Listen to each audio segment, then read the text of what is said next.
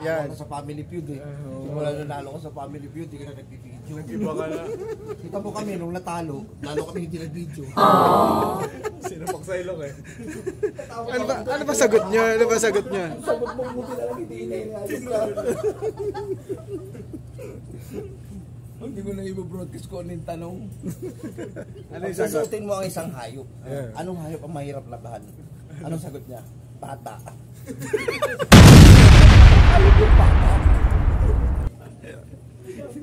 Baka advance lang yung ano niya, isip niya. Baka advance lang.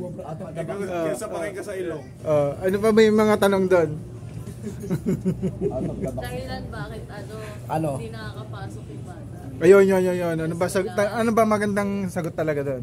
Ano ba sagot niya pala? Sinapak ng nanay? Ano ba yun? Sinapak sa mukha. Sinapak sa mukha. Kaya hindi nakapasok. Nino daw, Nino.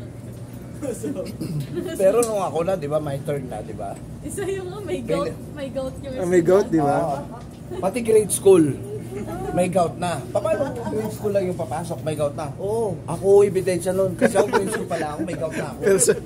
Personal mo pala eh.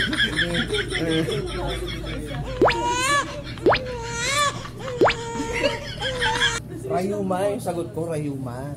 Meron ba nun? Hindi, mali mo kami. Dahilan ng mga bata. Papasok kay Dingdong to ha. Yung hinain mo ha. Kay Dingdong ipapasok ko.